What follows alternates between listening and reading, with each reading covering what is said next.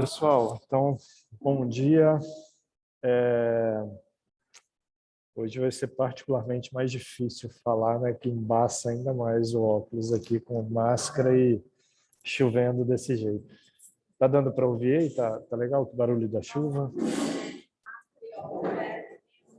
É quase uma coisa incompatível, né? São três coisas que não combinam: a máscara, o óculos e falar. Aí não tem jeito. Mas vamos lá, pessoal. Vou começar aqui. Hoje é um assunto que cada vez se torna mais importante para vocês, para todo médico, todo profissional da área da saúde, uma vez que é algo crescente e realmente se tornando rotineiro nos nossos consultórios e no dia a dia, não só do cirurgião, não só do endocrinologista, do nutricionista, mas de qualquer profissional da saúde, que vai, sem dúvida nenhuma, atender a algum profissional, a algum paciente, melhor dizendo, que tenha sido submetido a algum tipo de tratamento cirúrgico da obesidade. Tá? Então, hoje a gente vai falar um pouquinho sobre os fundamentos, vamos dizer assim, da cirurgia bariátrica e metabólica.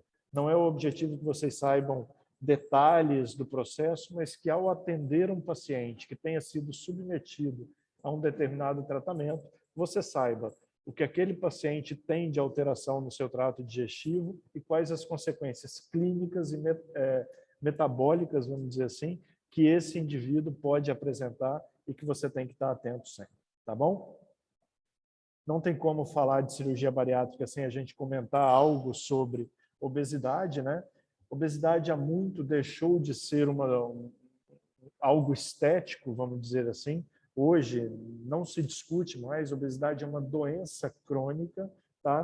Tal como diabetes, hipertensão, dislipidemia, e ela faz parte do que a gente chama de síndrome metabólica ou plurimetabólica. Ela atua diretamente no aumento da resistência periférica à insulina, que desencadeia uma sequência de eventos que culminam com um aumento do risco cardiovascular expressivo para os indivíduos, além de outros problemas, como problemas estruturais, articulares, propriamente ditos, que lá na terceira idade vão limitar muito a vida do indivíduo obeso, tá? Problemas sociais, eventualmente, ainda é uma realidade, é algo que a gente vê com certa frequência, e o aumento de risco para outras doenças cada vez mais associadas à obesidade, como, por exemplo, neoplasias. Hoje, a lista de tumores que tem o seu risco aumentado em indivíduos portadores de obesidade, ela tem crescido de maneira bem expressiva. Lembrar que a obesidade é uma doença multifatorial, de causas que podem ser genéticas, algumas doenças, a mais clássica, aí, por exemplo, para se dizer o hipotireoidismo, né? Hábitos alimentares inadequados e atividade física praticada ou de maneira insuficiente ou não praticado mesmo. Tá? No mundo, existe uma tendência de aumento da obesidade, é algo bastante marcante, tá?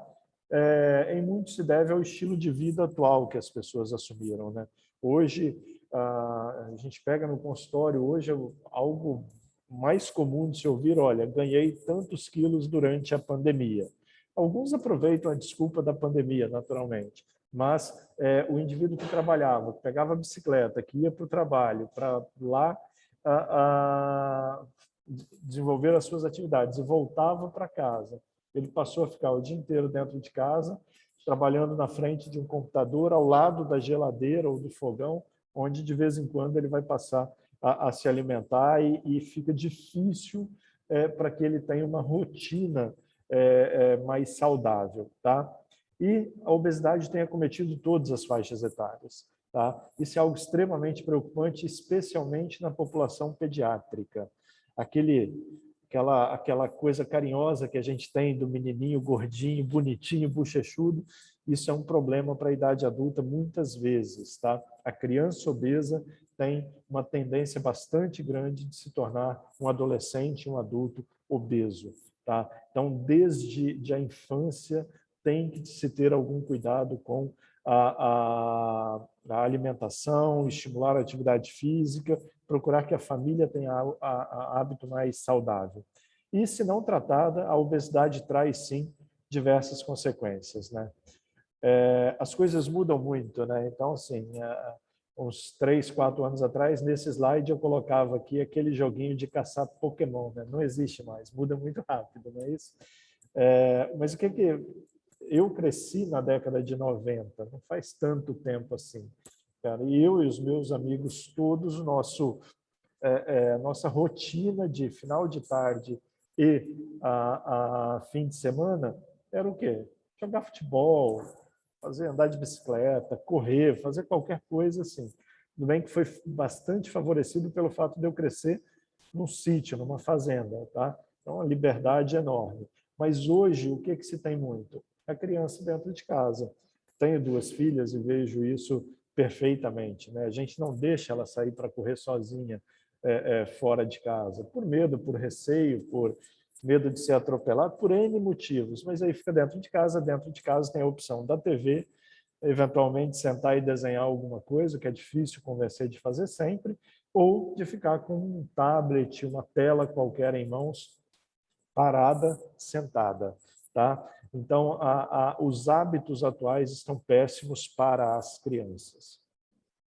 Esse slide aqui, são 3 slides na sequência, da chamada pesquisa Vigitel, uma pesquisa anual. Então, existe a 2019, existe a 2020. Eu deixei ainda o slide de 2018 para vocês, que mostra aqui, olha, o percentual entre homens e mulheres acima de 18 anos, com o IMC acima de 25, ou seja, que estão acima do peso, considerando-se apenas o critério de índice de massa corporal, em todas as capitais e Distrito Federal. E a menor taxa entre homens é 49% da população brasileira adulta, tá? Entre mulheres, um pouquinho menos, 44%. Chegando a 58% entre mulheres no Rio de Janeiro e em 67% de sobrepeso e obesidade entre homens em Porto Alegre, tá? Então, a população brasileira está acima do peso, não é diferente do resto do mundo, tá?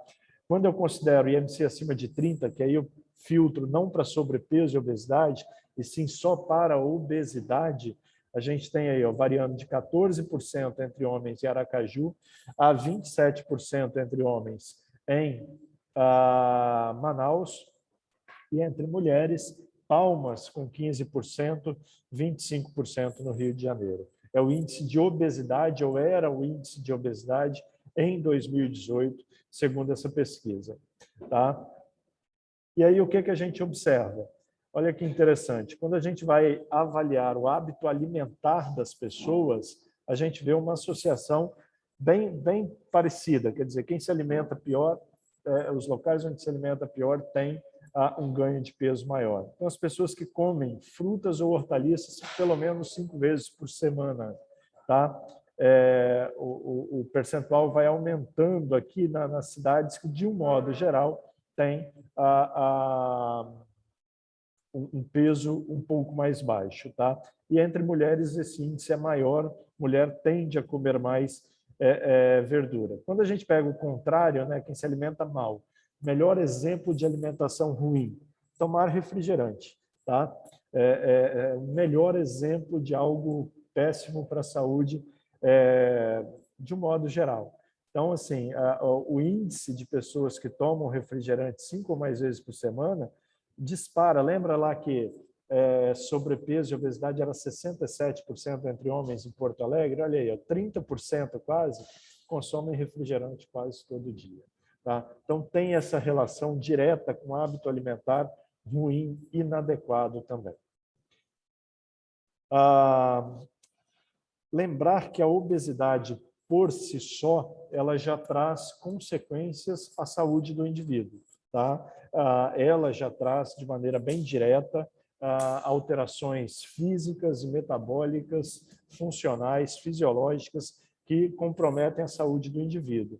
Mas, além disso, ela está relacionada com a ocorrência de outras doenças. O indivíduo obeso tem predisposição a apresentar outras doenças, como hipertensão, diabetes, dislipidemia, tá? Aumenta o risco de doenças cardiovasculares de modo geral, de alguns tipos de tumor. Coloquei 3, a lista tem 12 ou 13 tipos de neoplasias associadas à obesidade.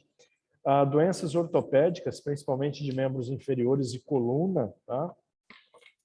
Aumenta a incidência e piora a apneia do sono.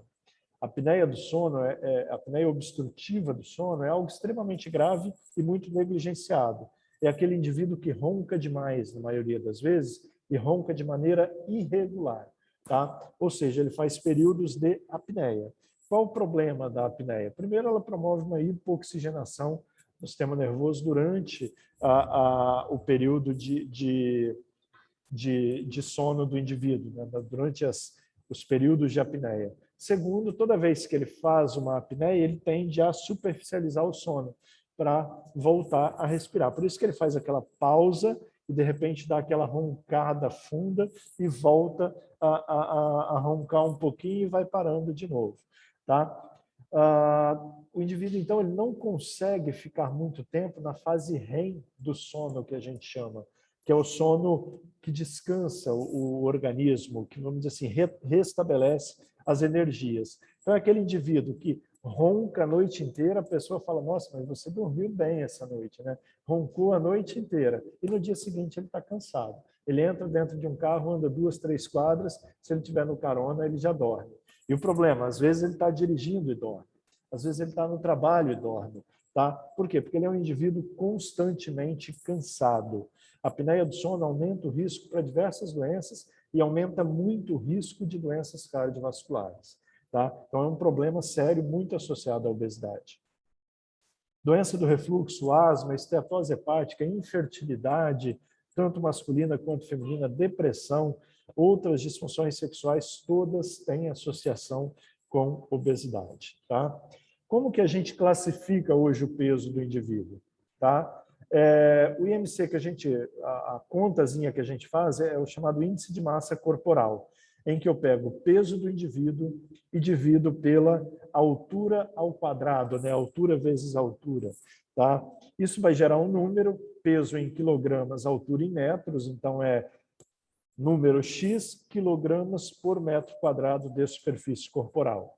E aí a gente tem uma tabela de classificação em que a gente considera como sendo peso normal um índice de massa corporal de 18,5 a 25, tá? Arredondando, né? Sobrepeso de 25 a 30, obesidade grau 1 de 30 a 35, obesidade grau 2 de 35 a 39, a 40, melhor dizendo, obesidade grau 3 ou obesidade mórbida acima de 40, tá? Sendo que acima de 50 até 60 a gente considera superobesidade. E o IMC acima de 60 a gente tende a subclassificá-lo como superobesidade, tá? Então hoje não tem jeito, a gente precisa de um critério objetivo para classificar o peso do indivíduo e o índice de massa corporal apresenta várias falhas, várias limitações, mas ainda é a ferramenta mais útil para o dia a dia que a gente tem. Ele é muito confiável? Bastante, mas tem situações que não. Tá? Vocês conhecem, não sei se vocês, mas o pai de vocês, se acompanhava esporte na década de 80 e 90, certamente conhece esse indivíduo, Mike Tyson, né? Mike Tyson, o maior lutador de boxe, aí, um dos maiores, né, de todos os tempos. E se você calcular o IMC dele, o índice de massa corporal dele, dá 31,6 no auge dele, quando ele estava na melhor forma física dele. Poxa, na melhor forma física ele tinha obesidade grau 1? Não, ele tinha menos de 3% de gordura corporal. O homem era uma montanha de músculo, tá? Então, a conta por si só, ela não é fiel. O índice de massa corporal... Assustou vocês em casa também, aí? O índice de massa corporal, ele não reflete o percentual de gordura corporal do indivíduo. Ele é uma relação do peso com a altura. Só um minuto, pessoal, que apagou aqui o projetor. Tá? Espero que não tenha queimado nesse relâmpago.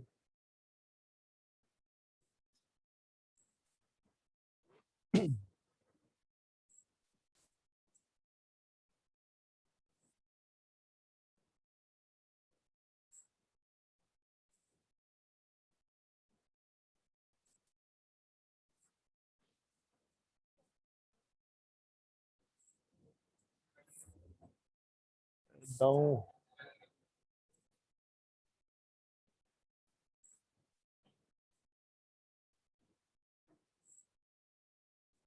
só um minuto aí, porque até o projetor se assustou aqui, né?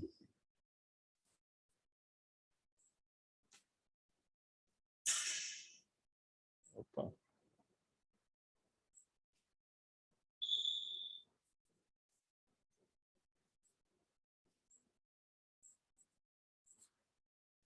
Pronto, perfeito. Continuando, então. Então, só frisando mais uma vez, o índice de massa corporal ele não reflete o percentual ou a parcela de gordura corporal do indivíduo, que é o que nos interessa quando a gente fala de obesidade. Não é o peso, e sim o percentual de gordura corporal.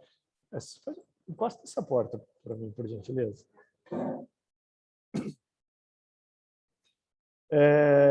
Mas por que a gente fala atualmente tanto em obesidade? Por que se preocupa tanto em falar e em tratar a obesidade? Por isso daqui.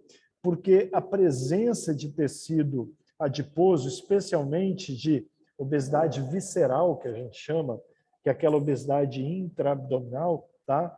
Principalmente, ela traz alterações que a gente não vai entrar aqui muito em detalhes, mas que levam ou pioram a chamada síndrome metabólica, juntamente com o aumento proporcionado muitas vezes pela própria obesidade, um aumento da resistência periférica à insulina. E esses fatores que levam à síndrome metabólica, eles aumentam a síndrome metabólica, o risco de dislipidemia, diabetes, apneia do sono, hipertensão, que aumentam o risco cardiovascular do indivíduo. Indivíduo obeso com obesidade de grau 2 ou superior tem uma expectativa de vida menor do que o indivíduo com peso normal, peso corporal normal. Tá? Então, ela traz, sim, consequências diretas. Só para lembrar, né, esse é um outro slide extremamente famoso, mas não é o que vem ao caso aí para a gente, tá bom? E o que se viu nos últimos anos, pessoal? Que o tratamento cirúrgico da obesidade, ele começou visando a obesidade. Então, lá na década de 80, de 90, que se desenvolveu bastante, qual era o objetivo? Tratar a obesidade. Mas o que se percebeu muito rapidamente? Olha, tratando a obesidade, antes mesmo que o indivíduo perca peso, ele começa a ter diversas melhoras nos parâmetros metabólicos. Então, é um indivíduo diabético que ainda está obeso, mas que recém-operado ele passa a ter um controle da glicemia muito melhor do que ele tinha antes. E não é pela perda de peso. Ele não perdeu peso suficiente ainda para justificar aquela melhora. E aí começou-se a investigar por que isso acontecia. Tá? Muito graças a publicações do final da década de 90, do começo dos anos 2000, descobriu-se aí uma série de hormônios gastrointestinais que estão diretamente associados tanto ao apetite, tá? A melhora ou piora do apetite, quanto a melhor resposta do nosso organismo ao consumo, vamos dizer assim, de açúcares e a produção sequencial de insulina. Tá? Um desses hormônios é a grelina, a gente vai entrar em detalhes já, produzida no fundo gástrico. Outros três aqui que eu vou chamar a atenção hoje são colicistoquinina, GLP-1 e peptídeo Y. Hoje, esse trabalho aqui é de 2017. Hoje já tem vários outros hormônios ou enterhormônios descritos e que tem seu papel bem estabelecido na resposta metabólica do organismo após a ingesta alimentar no indivíduo operado. Tá? Mas a gente vai frisar nesses daqui. O que está em verde é o quê? O que estimula o cérebro a comer. Então, a grelina, por exemplo, ela estimula o cérebro a sensação de apetite. Ela é um hormônio orexígeno. Tá? Os outros três, que estão em vermelho, eles inibem o cérebro em termos de apetite. Então, eles são hormônios anorexígenos. Tá? Então, interessante que vocês saibam disso.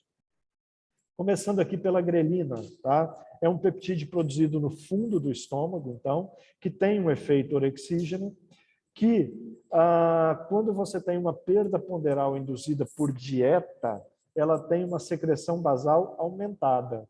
Olha que interessante. Então, você dá dieta, põe uma dieta restritiva para o indivíduo, ele fica com a sensação de fome grande parte das vezes. Por quê? Porque há um aumento na produção de grelina, tá? Que gera apetite, que gera vontade de comer. Tá? Por outro lado, quando a gente faz cirurgias como o bypass ou o sleeve, tá? Que depois eu vou mostrar para vocês, há uma redução significativa na secreção basal desse hormônio. Então, o indivíduo que você opera, ele come um pouquinho só e ele não sente fome o tempo inteiro.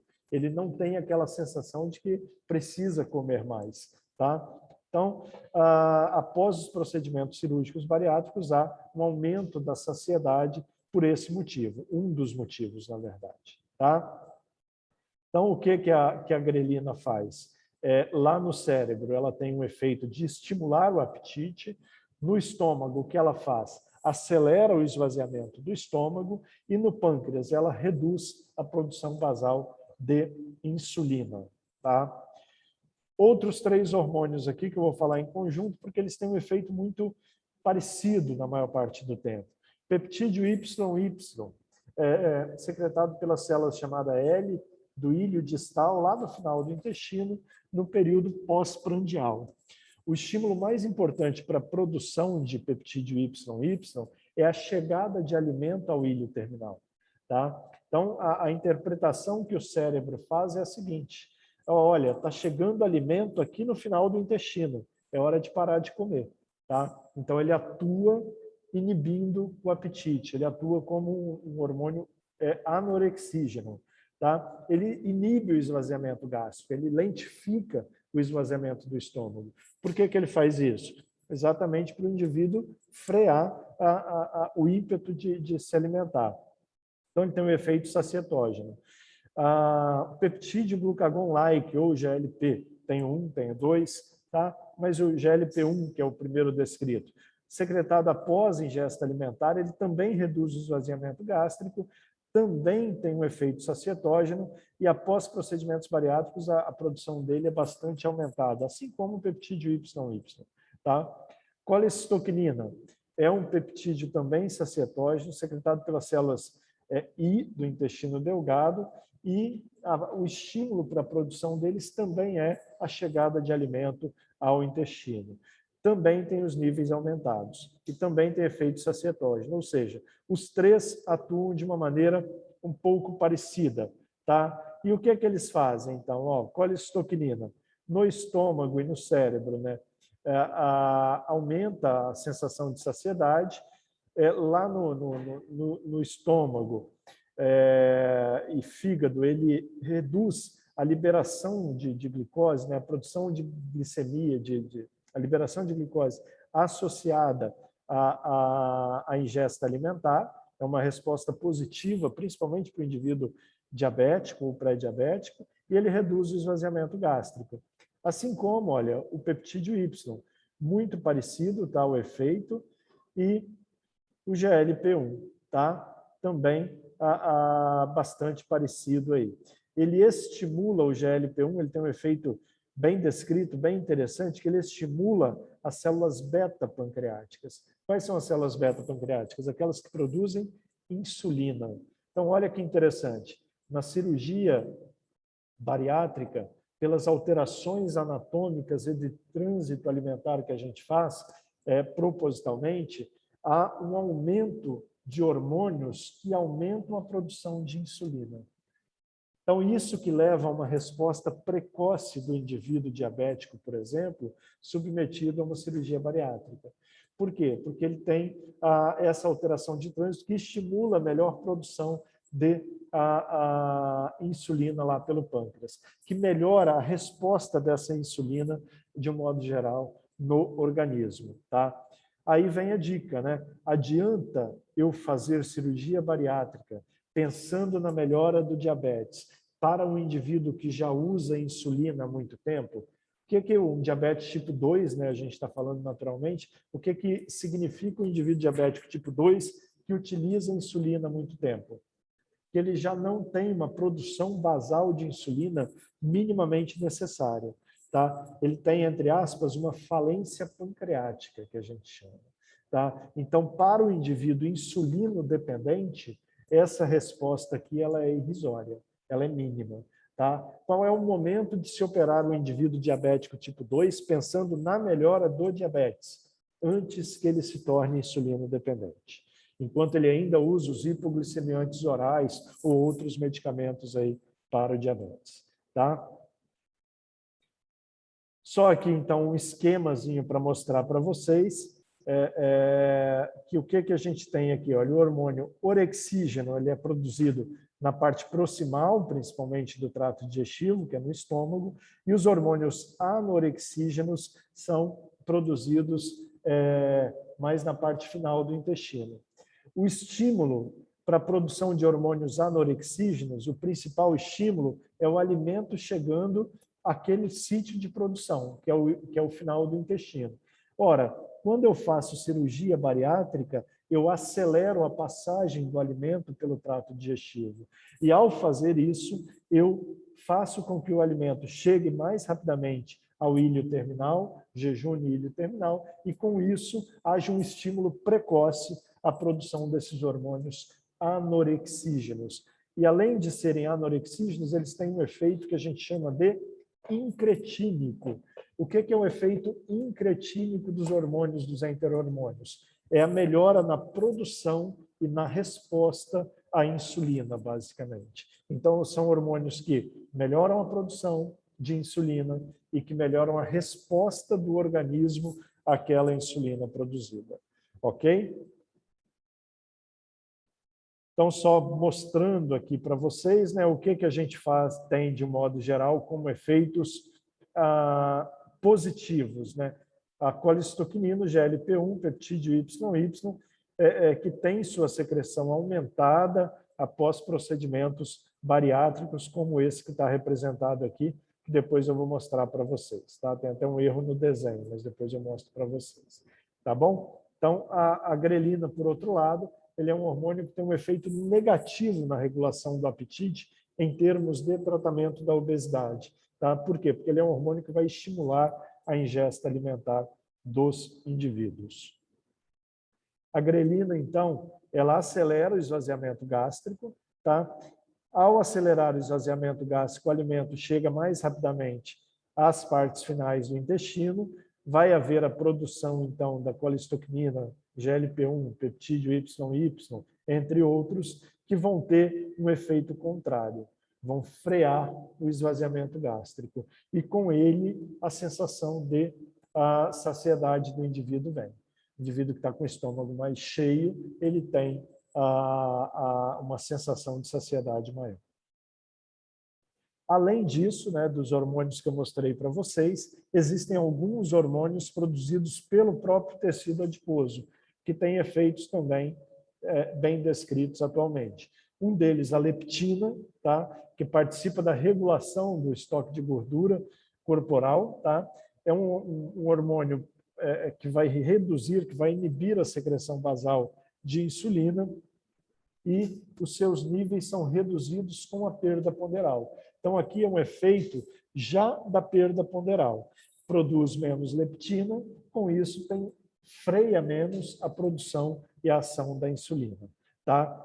Ela melhora a redução no nível de leptina após perda ponderal, melhora a resposta à própria insulina produzida. A adiponectina é um produto também do tecido adiposo que vai atuar ali na atividade insulínica, que reduz a chamada gliconeogênese hepática, né? E aumenta o consumo muscular ali de ácidos graxos. Com isso, tem uma melhora no perfil do diabetes do indivíduo. Tá? Os níveis de adiponectina são reduzidos na obesidade e eles aumentam rapidamente após a realização, por exemplo, de um bypass gástrico, né? De uma derivação gástrica em Y de Roux. Só um minutinho.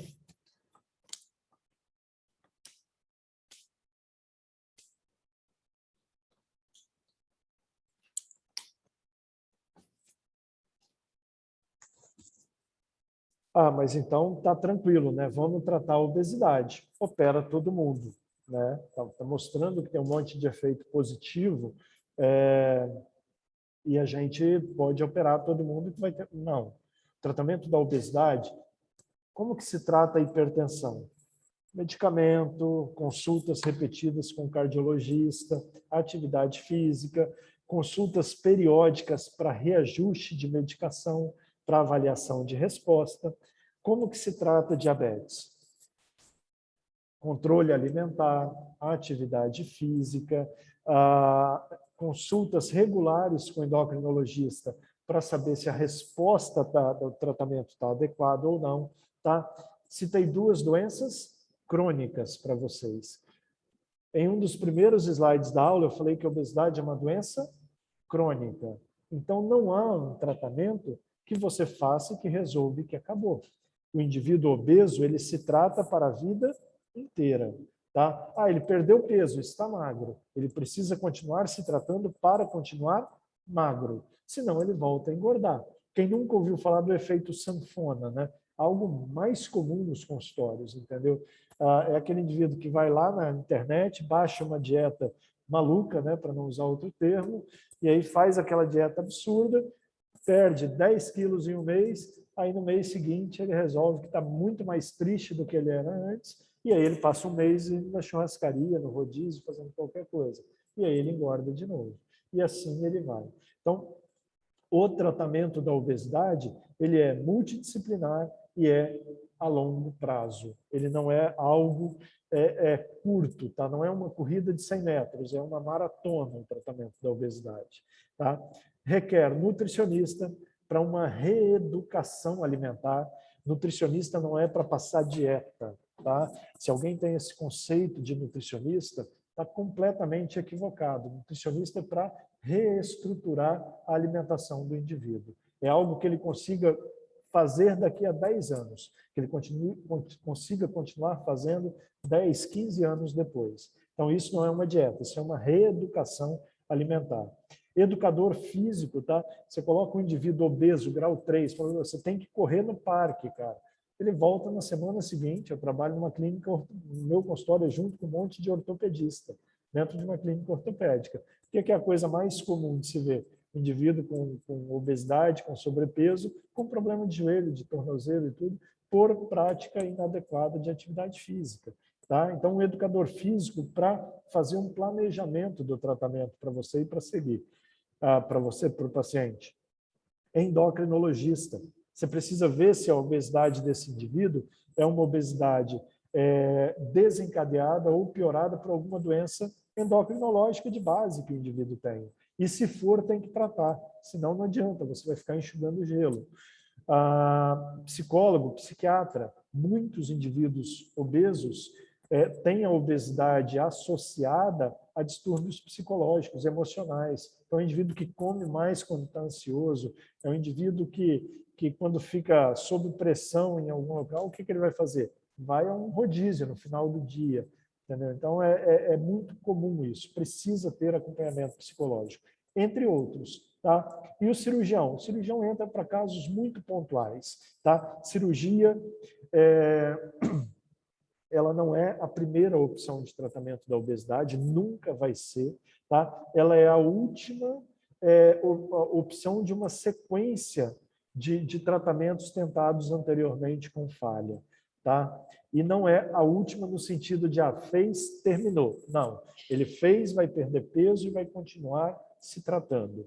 Tratamento da obesidade é o tratamento de uma doença crônica, ele é continuado. Hoje, quais são os indivíduos obesos que a gente pode operar e sempre que possível deve operar porque eles serão beneficiados, tá? Existe legislação para isso. Não é o indivíduo que quer, o médico que quer vai lá e opera, ou pelo menos não deve ser assim, tá? Hoje, no Brasil, a bariátrica está liberada para indivíduos com mais de 18. Esse há 65 anos aqui, entre aspas, tá? Porque a idade limite superior ela ficou em aberto nas últimas resoluções. Então, posso operar indivíduo com mais de 65? Posso. Tá? Posso operar indivíduo com menos de 18? Posso, mas sob um rigor de indicação muito maior. Eu tenho que ter, por exemplo, avaliação com pediatra junto com esse indivíduo e estar muito ciente de que esse indivíduo pode ter complicações relacionadas ao desenvolvimento e ao crescimento após a cirurgia. Então, é algo para ser feito em caráter de exceção. Acima de 65 anos, hoje, a expectativa de vida tem aumentado muito. Então, eu tenho pessoas com 67, 70 anos que você olha e você acha que ela não tem essa idade. Ela tem uma aparência, um vigor físico impressionante. E que, às vezes, tratando a obesidade desse indivíduo, ele vai melhorar ainda mais. Tá? Então, para essa faixa etária, o IMC acima de 40, ou seja, obesidade grau 3, tá? Já é indicativo de tratamento cirúrgico. Ou IMC acima de 35, entre 35 e 39,9, né? Associado a doenças que sejam causadas ou pioradas pela obesidade.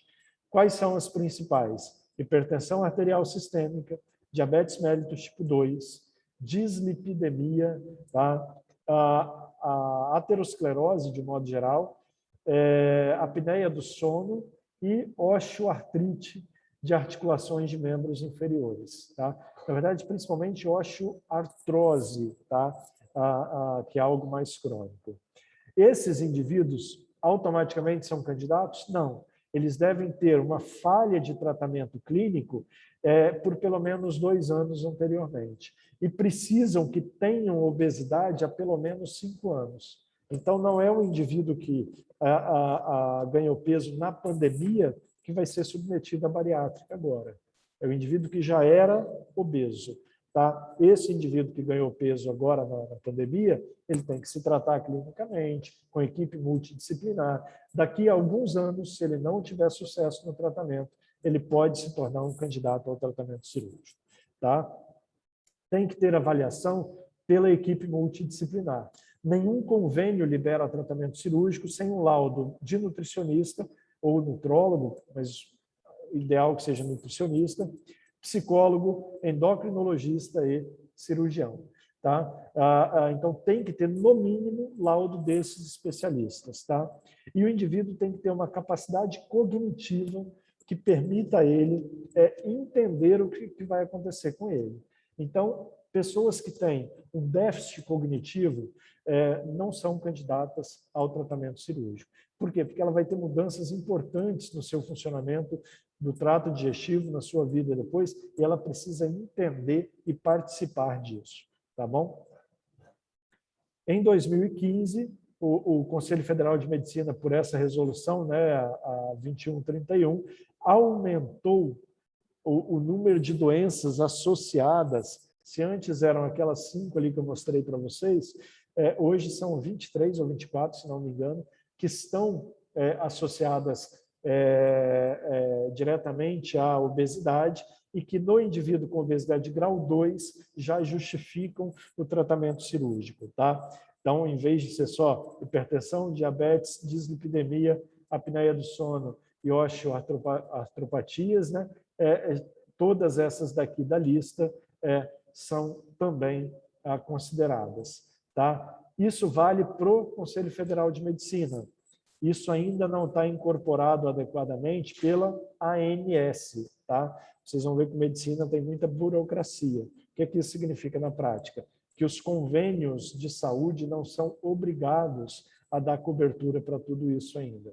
Quem determina o que o convênio precisa cobrir é a ANS. Mas para o Conselho Federal de Medicina, se o cirurgião realizar uma cirurgia, um indivíduo com obesidade grau 2, que tenha como comorbidade colesteatopatia calculosa e infertilidade, por exemplo, ele está respaldado. Ele não sofrerá um processo ético administrativo, algo nesse sentido. Tá? Por quê? Porque o Conselho Federal de Medicina já dá respaldo, mas a ANS ainda não obriga os planos de saúde. Quais são os tipos de tratamento, entre aspas, cirúrgico, tá, que a gente vai ter? Então, até agora eu só falei de obesidade com vocês. Agora que eu vou falar das cirurgias em si. Tá? O primeiro deles não é cirúrgico, é endoscópico, né? Que é o balão intragástrico. E das cirurgias, a gente vai ter as cirurgias chamadas não derivativas, que são banda gástrica ajustável e gastrectomia vertical, ou o sleeve, né? E as cirurgias derivativas, tá? Que são principalmente a derivação gástrica em inibição de Roux e as derivações biliopancreáticas, cirurgia de escopinária e do adenal switch. Esses são os procedimentos atualmente liberados para tratamento da obesidade no Brasil. Mas eu li na revista Caras que... tem ainda a revista Caras? Tem, né? Que o Faustão fez uma cirurgia diferente dessa. Tá?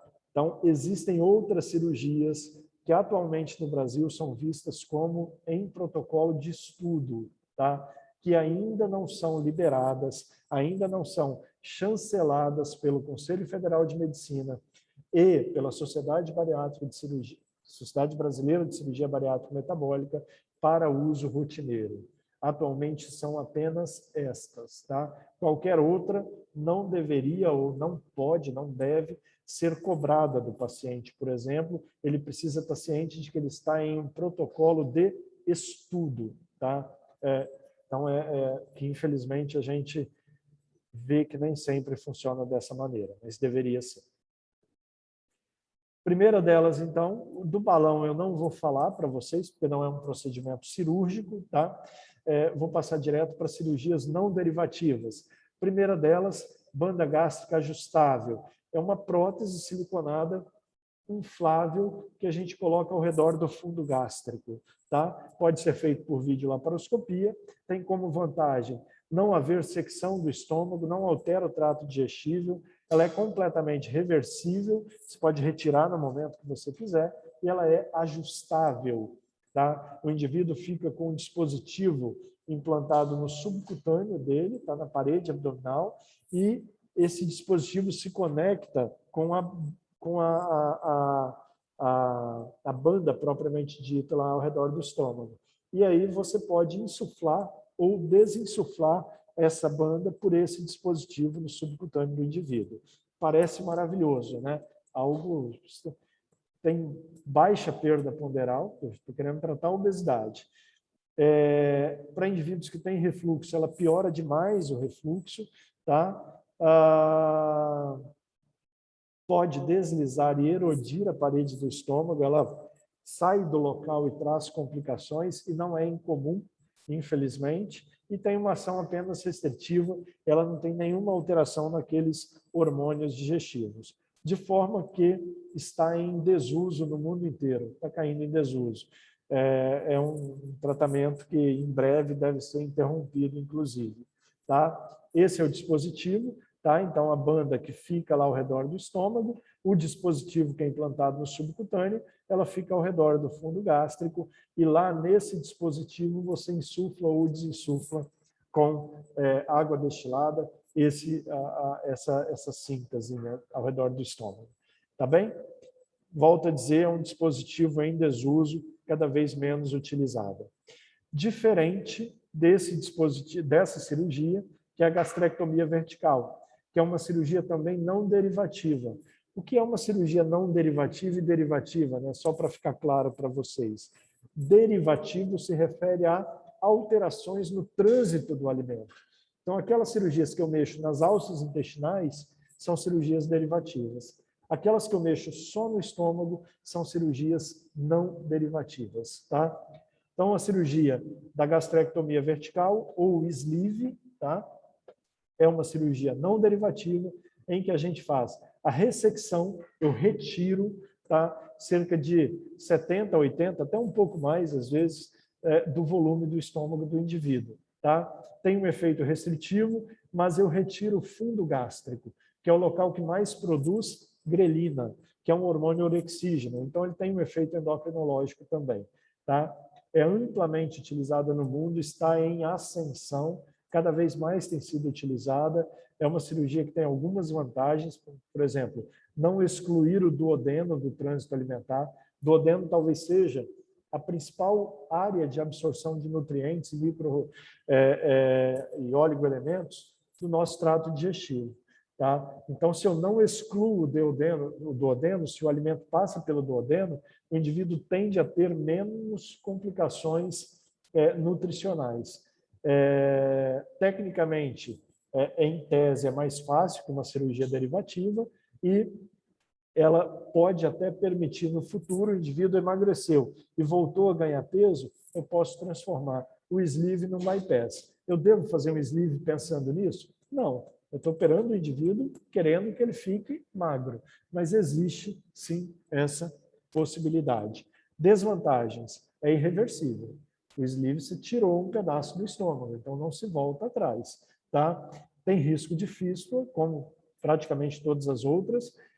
Tem um pior resultado do que as técnicas derivativas, principalmente no controle do diabetes, tá? Ela ajuda, mas ela não é tão eficaz quanto um bypass ou um Scopinaro, por exemplo.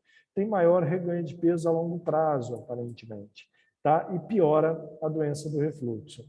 Piora, interrogado aqui, pelo seguinte, porque o indivíduo com refluxo, ele pode ter o seu refluxo associado ou causado pela obesidade. E aí, quando ele emagrece, ele melhora do refluxo.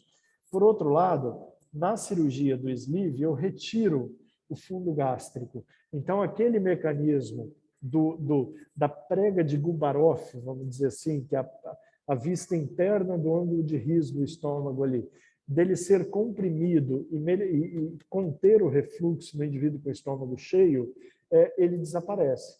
Então, o indivíduo que está com o estômago cheio pós-sleeve, o alimento volta mais facilmente para o esôfago. Tá?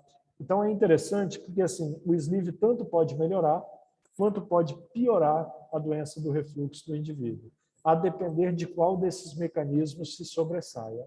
Tá bem? Eu vou mostrar para vocês aqui, vou ver se vai rodar. Desculpa. Como é feito um sleeve? Bem rapidamente, é um videozinho curto. Então, o alimento normalmente ocupa todo o estômago. Tá? O que a gente faz num sleeve? Né?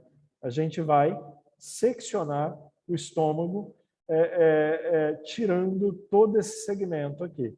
E o alimento, lembra que o fundo gástrico é o local que produz a grelina. Então, ele sai, ele fica excluso ele fica retirado mesmo. Né? Essa parte do estômago do indivíduo ela é retirada, ela é removida. Tá? E aí você tem o alimento passando por um espaço menor, cerca de 15% do volume prévio do estômago, ele passa mais lentamente, porque a motilidade diminui, tem uma saciedade um pouco melhor também. Tá? Então, o sleeve é isso daí. Gastrectomia vertical é isso daí. Opa, perdão.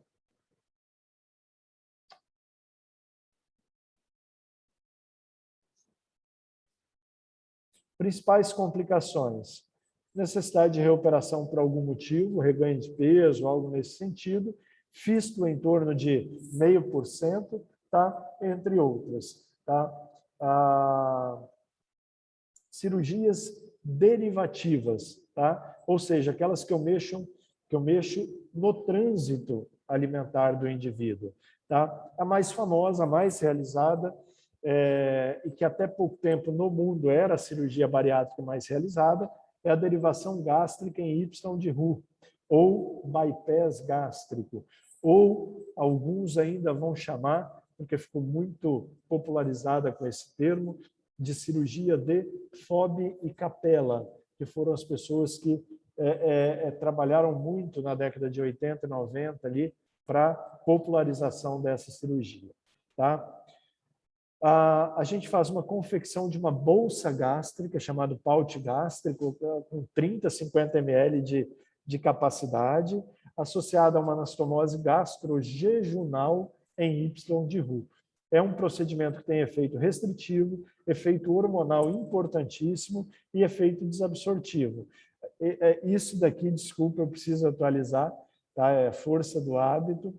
Não é mais a cirurgia mais realizada no mundo, ela está mais ou menos equivalente com a gastrectomia vertical, porque houve um aumento muito grande na realização das gastrectomias verticais. Tá? Tem como vantagem excelente perda de peso a longo prazo, um controle bastante eficaz do diabetes tipo 2 a longo prazo. Tá? Após 5 anos, 80% a 85% dos indivíduos permanecem com um controle adequado do diabetes. Tem ótimo controle da doença do refluxo também. Como desvantagem, treinamento é um pouco mais difícil para o cirurgião, tem risco maior de complicações nutricionais e risco de hérnias internas aí. Vou mostrar para vocês também. Tá? Mesma coisa, olha, então como que é feito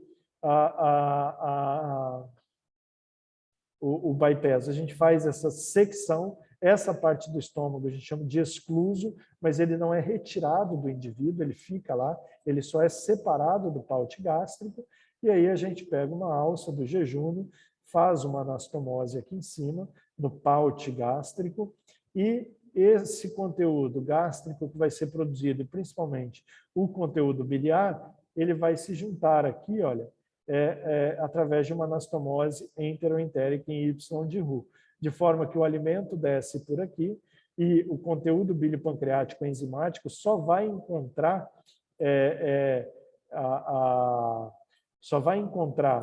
o alimento numa parte mais distal do intestino. Então, a digestão de de nutrientes propriamente dita, ela vai começar muito dela aqui embaixo. Tá? Então, há uma certa desabsorção, há uma deficiência na digestão desses nutrientes, e o grande lado positivo é o quê? A passagem rápida desse alimento aqui, olha, quando ele desce, isso aqui já é o jejum. Tá? Então, ele chega rapidamente ao ilho terminal. É o indivíduo que está comendo e já começa a ter produção aumentada do peptídeo YY, do GLP-1, tá? Que vai reduzir o apetite, que vai ter um efeito sacietógeno.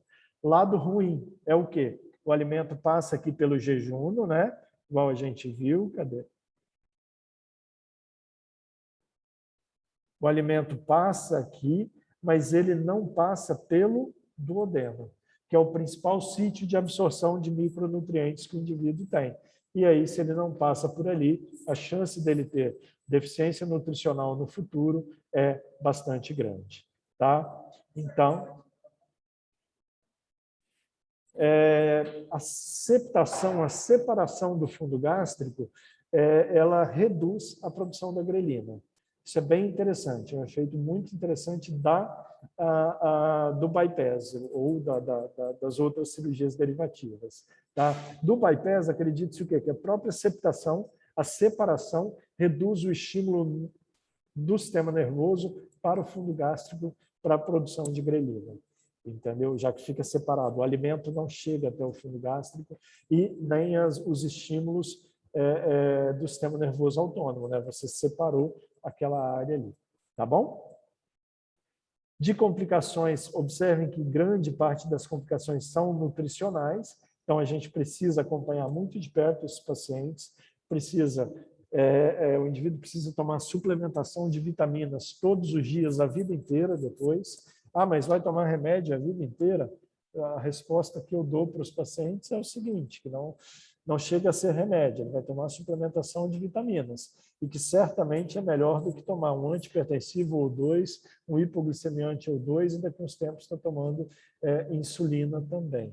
Então, quando você oferta grande quantidade, parte dela acaba sendo absorvida no restante do intestino. O grande sítio de absorção é no duodeno, dos nutrientes, mas parte dela absorve sim. O que não adianta, por exemplo, de maneira nenhuma, eu ficar ofertando vitamina B12 por via oral para esse indivíduo, porque a B12 ela depende muito do fator intrínseco produzido lá no antro do indivíduo, e ele não vai absorver. Então, a B12, o indivíduo que fez um bypass, ele vai ter que tomá-la injetável.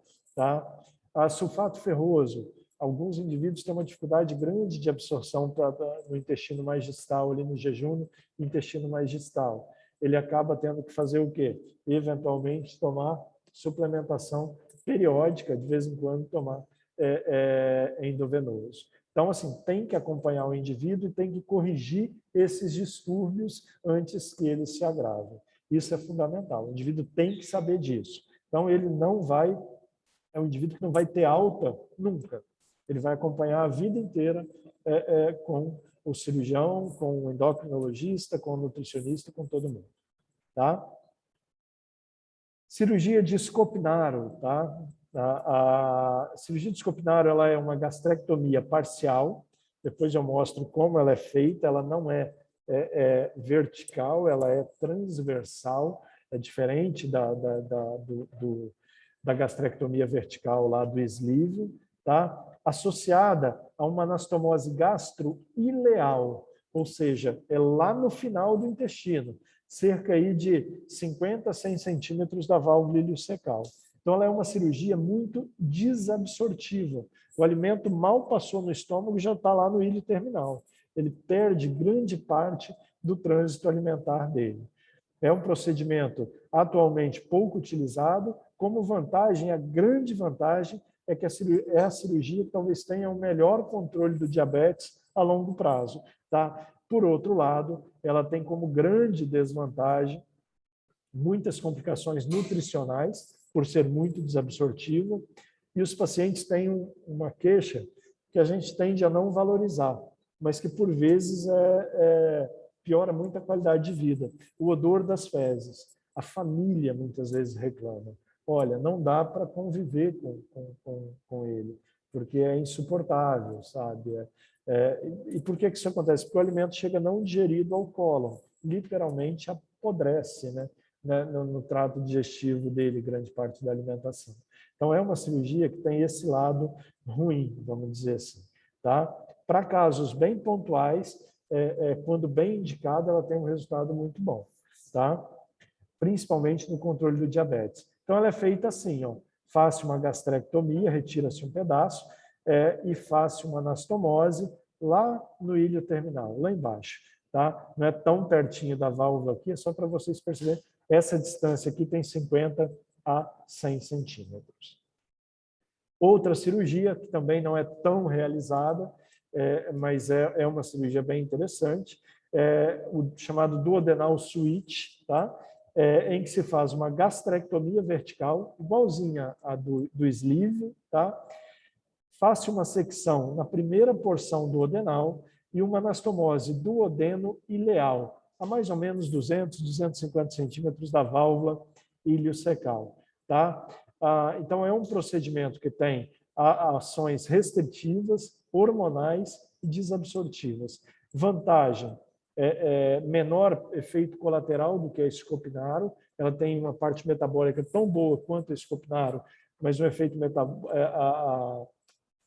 nutricional adverso menor, ela tem um excelente resultado no controle da perda ponderal e do diabetes. Tá? Como desvantagem, tecnicamente, ela é mais difícil, de todas, ela é a mais difícil de se realizar. Tem riscos nutricionais também, são menores do que de Scopinaro, mas tem, e pode ter hérnias internas também. É isso daqui, tá vendo? Eu retiro essa parte do estômago, vou lá no duodeno, na primeira porção, secciono, faço uma anastomose do duodeno com o ilho, tá vendo? Isso daqui é o ilho do paciente. E aí, essa alça aqui, que a gente chama de alça biliopancreática, eu faço uma anastomose. Essa distância aqui está a mais ou menos 200 a 250 centímetros do seco. Naturalmente, colocaram o estagiário do primeiro ano para desenhar esse desenho aqui no artigo, né? Ele desenhou o ilho no apêndice do indivíduo, não é no seco aqui, né? Mas só para mostrar para vocês, tá bom? Como que é o acompanhamento pós-operatório desses indivíduos? Para começar, você tem que deixar muito claro para o indivíduo que o acompanhamento dele é para a vida inteira. Tá? Ele tem uma doença crônica que vai ser submetido a uma modalidade bastante radical, mas com efeito muito bom no tratamento dessa doença, mas que requer um acompanhamento. Tá? Com equipe multidisciplinar. Então, não é o indivíduo ir lá uma vez por ano passar com o cirurgião. Não, ele tem que passar com o cirurgião. Qual vai ser o papel do cirurgião no pós-operatório tardio? Avaliar a presença de complicações da cirurgia, como hérnias, obstruções, e corrigir esses problemas. Nutricionista tem que estar sempre readequando a dieta do indivíduo. Tá? O indivíduo ele tem um problema crônico. Então, assim, vai ter um dia que ele vai falar, vou tomar um sorvete. Aí não vai cair bem, ele pega de uma outra marca e por algum motivo esse sorvete vai bem. Aí ele fala, não, vou tomar então toda semana desse sorvete, né? Todo fim de semana. Aí depois ele vai estar tomando, puxa, quarta-feira tem jogo, né? E, puxa, sou torcedor do Flamengo, o Flamengo está indo super bem nos últimos anos, então eu vou tomar uma cerveja e um sorvete na quarta-feira. E depois ele fala, puxa, tem na segunda, tem um programa esportivo que eu adoro, então, à noite. Então, enquanto eu vejo o programa, eu vou tomar uma cerveja, vou tomar um sorvete antes de dormir e vejo o programa. Daqui um pouco ele está todo errado de novo. Então, tem que ter a consulta periódica com o nutricionista. Não tem jeito. É do nosso, da nossa essência buscar caminhos que às vezes não são os mais corretos. Então, tem que ter alguém de fora que fale para você, olha, isso está errado. Você vai tá indo por um caminho. Então, tem que ter alguém o tempo inteiro, entre aspas, puxando a orelha dele. Psicólogo, mesma coisa. Não é fácil o tratamento da obesidade. Tá? O indivíduo pensa em desistir, ele fica depressivo, às vezes, em alguns momentos. Tá? Então, é importante que ele tenha um apoio psicológico periódico. Endocrinologista, para percepção, para diagnóstico e para correção de distúrbios metabólicos que podem acontecer e para reajuste de doses de medicamentos. É o indivíduo que é diabético que ele vai melhorar a resposta dele ao tratamento. Então, ele precisa ter um reajuste dos medicamentos hipoglicemiantes. Tá? Educador físico. Tá? Parece coisa boba. Não, ele está perdendo peso, o cara vai correr no parque. Quando o indivíduo muito obeso perde peso, muda o centro gravitacional desse indivíduo, vamos dizer assim. E se ele não tiver cuidado para realinhamento da postura, ele vai ter problemas sérios articulares quando ele começa a fazer exercício. Hérnias de disco, lesões ligamentares, por postura incorreta. É aquele indivíduo que foi barrigudão a vida inteira e que anda meio assim, e que perdeu peso e ele continua andando meio assim depois. Então, você tem que ter alguém que vá auxiliando na melhora da postura do indivíduo com o passar do tempo. Tá? No pós-operatório imediato, a gente precisa, principalmente, ter cuidado com doença serosa péptica. É recomendável que você deixe esses indivíduos com inibidor de bomba de prótons nos primeiros meses. Tem que repor vitaminas e oligoelementos, principalmente nos pacientes que fizeram cirurgias derivativas. Quem fez cirurgia não derivativa precisa? Precisa, principalmente no primeiro ano. Depois pode ser que não precise mais. Tá? Cirurgias corretivas. Tá? O indivíduo que tinha lá um IMC de 45, quando ele perde e vem aqui para um IMC abaixo de 30, ele vai ter um avental, por exemplo, na abdominal, que faz uma prega do tecido subcutâneo ali na região inferior do abdômen, que gera infecção por fungo, por outras coisas. Tá? Então, esse indivíduo precisa de uma cirurgia corretiva, uma dermolipectomia depois. Tá? O braço, a face pode cair um pouquinho. Tá? Então, o indivíduo depois ele merece e precisa de algumas cirurgias corretivas. Quando que opera? Né? Os pacientes ficam doidos para operar no pós-operatório da bariátrica. Pelo menos os 18 a 24 meses depois. Por quê? Porque é quando o peso estabilizou. Não adianta você fazer uma cirurgia corretiva enquanto o indivíduo está perdendo peso. tá? Ele vai perder o efeito estético daquela cirurgia rapidamente, com mais perda ponderal que ainda está vindo. Então, tem que esperar, não tem jeito, tá? E lembrar, deixar muito claro para o paciente que o tratamento é uma parceria. Você tem que jogar a responsabilidade para ele. É uma doença dele. Ele precisa se cuidar. Então, ele precisa ir às consultas de rotina.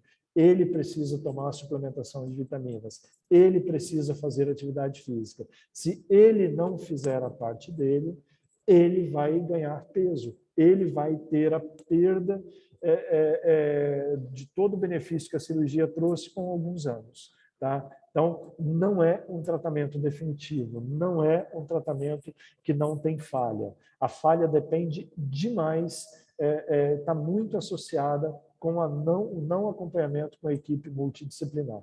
O indivíduo que acompanha certinho, ele tem uma chance muito pequena de ganhar peso. Não há dúvida nenhuma, todos os trabalhos mostram que o tratamento cirúrgico a longo prazo é muito mais efetivo do que o tratamento clínico isolado, tá? Mas depende do acompanhamento multidisciplinar, tá?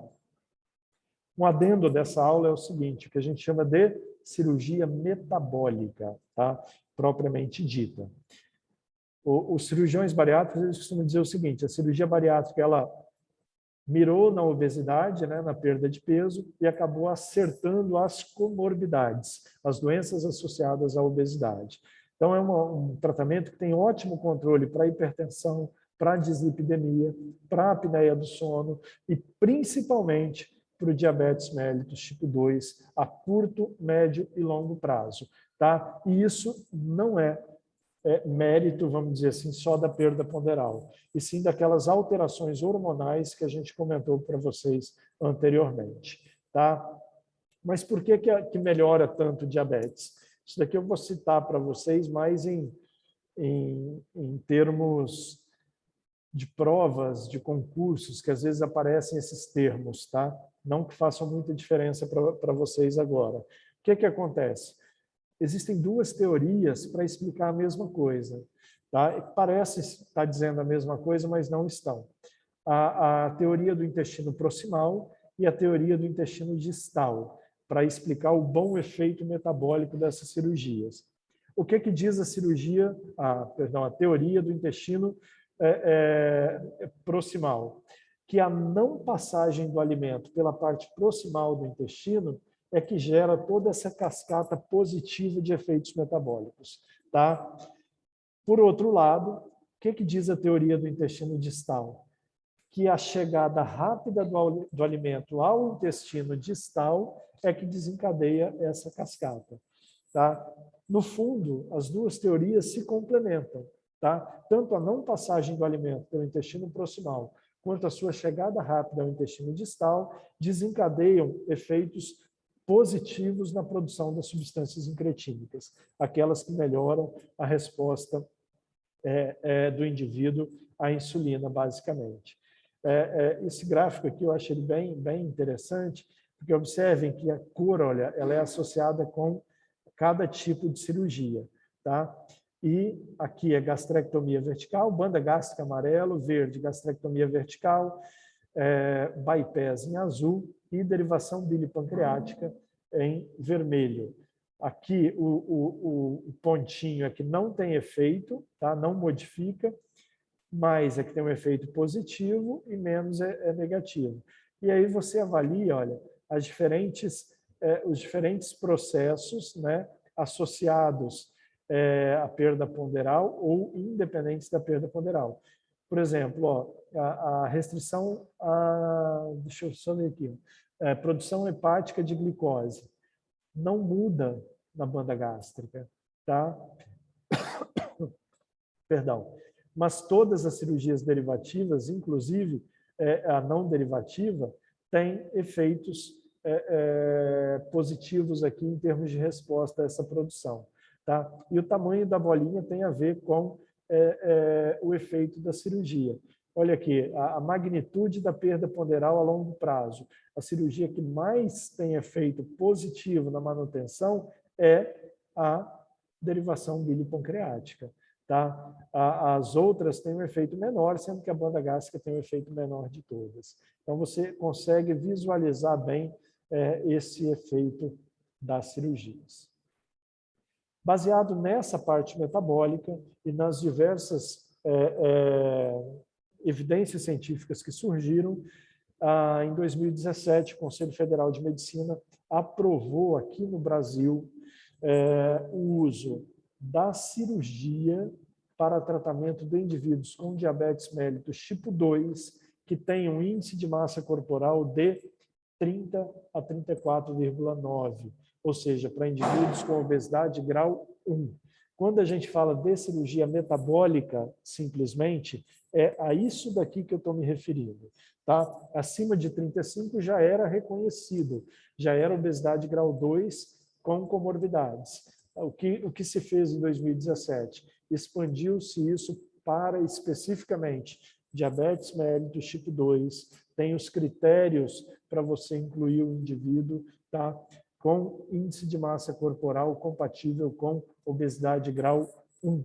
Tá? Os critérios principais são esses daqui, tá, gente? Olha, idade mínima de 30 anos, máxima de 70 anos, diagnóstico definido de diabetes tipo 2 a menos de 10 anos. Por quê? Porque o indivíduo que tem mais de 10 anos de diabetes tipo 2, provavelmente ele já tem uma falência pancreática. Lembra que eu falei para vocês lá atrás que o indivíduo insulino dependente ele não tem uma resposta boa. Então, para que eu vou fazer uma cirurgia em um indivíduo que eu sei que ele não vai responder bem? Tá? Apresentar refratariedade, né, comprovada ao tratamento clínico, 2 endocrinologistas diferentes precisam assinar laudos dizendo que esse indivíduo tem refratariedade ao tratamento e não possuir contraindicação para o procedimento. Então, tem que ter um nível psiquiátrico, vamos dizer assim, um nível cognitivo adequado e não pode ter nenhuma contraindicação metabólica. Quais são as técnicas que o CFM autorizou para isso?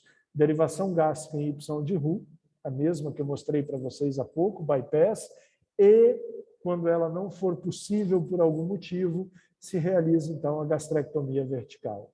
Tá? Então, é isso daí. O restante dos critérios das exigências são as mesmas para qualquer cirurgia bariátrica. Quais são as perspectivas aí, né? Realidades, né? Na verdade, hoje a cirurgia robótica em alguns centros já tem sido realizado. A cirurgia por vídeo ela vai super bem, ela tem um resultado muito bom. É uma cirurgia que não é demorada, independente da técnica, tá? Você consegue fazer em um tempo adequado. O que o robô traz de vantagem? Aparentemente um pouquinho menos de dor no pós-operatório, mas é muito pouca dor e ainda carece de muita comprovação de eficácia para a cirurgia bariátrica propriamente, vamos dizer assim. É mais confortável para o cirurgião, enfim, tem outras coisas, mas para a cirurgia em si não parece acrescentar tanto no primeiro momento. Cirurgia para tratar pacientes com diabetes sem a obesidade associada. Então, já tem estudos em indivíduos com sobrepeso, tá? O IMC de 26 a 25 a 29,9, que sejam portadores de diabetes tipo 2. Então, tem estudos e tem resultados muito positivos em grupos selecionados. Tá? O pessoal fala em cura do diabetes, né? Hoje a gente evita isso. Uns anos atrás o pessoal falava muito isso. Qual era o critério utilizado? O mesmo das doenças oncológicas. O indivíduo que tem câncer, depois de 5 anos, para a maioria dos tipos de tumores, você bate no ombro dele e fala, cara, você está curado, você está livre da doença há mais de 5 anos. E muita gente queria estender isso para o diabetes, por exemplo. Porque o indivíduo que usava hipoglicemia antioral e tudo opera, perdeu peso, após 5 anos ele continua sem nenhum medicamento para o diabetes. Ele diz, olha, você está curado do diabetes. Só que a grande maioria das pessoas entende o quê? Dos estudiosos. Diabetes, assim como a obesidade dele, é uma doença crônica. Não dá para você dizer para esse indivíduo que ele está curado. Ele precisa seguir acompanhando e controlando com medidas de dietéticas e atividade física. E hoje, o que é a menina dos olhos do tratamento da obesidade? Medicamento. Tá? Então, tem uma evolução muito grande sendo vista na parte de tratamento medicamentoso da obesidade. Ainda o custo é algo significativo e segue tendo como principal problema o quê? O reganho de peso após interrompido o tratamento clínico desses indivíduos. O indivíduo que faz tratamento clínico exclusivo, ele tem que estar muito bem assessorado para a vida inteira em termos de nutrição e de psicólogo para que ele não volte a ganhar peso. Endoscopicamente falando, hoje, o que mais se vê é se falando sobre a tal da gastrectomia vertical endoscópica. Né? O que é isso? Ou plicatura endoscópica.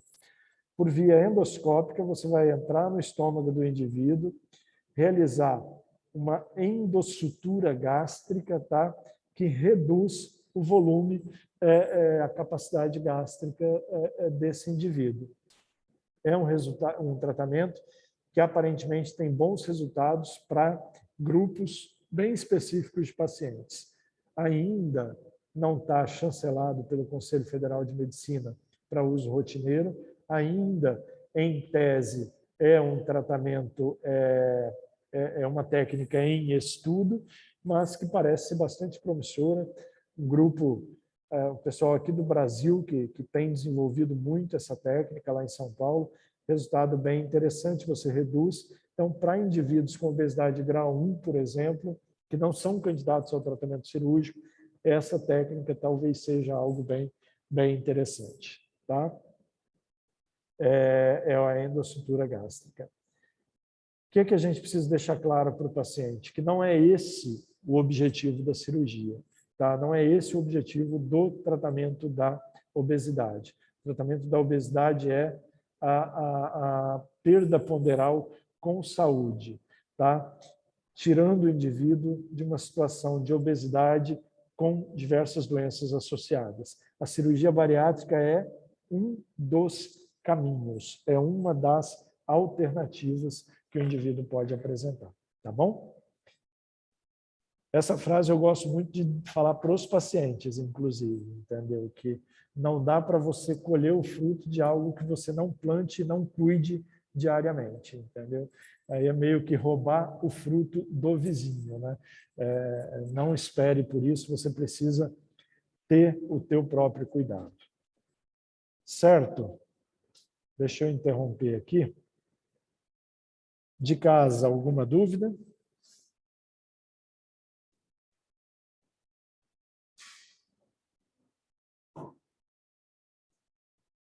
Tudo certo? Sem dúvidas. Daqui, alguma dúvida, pessoal?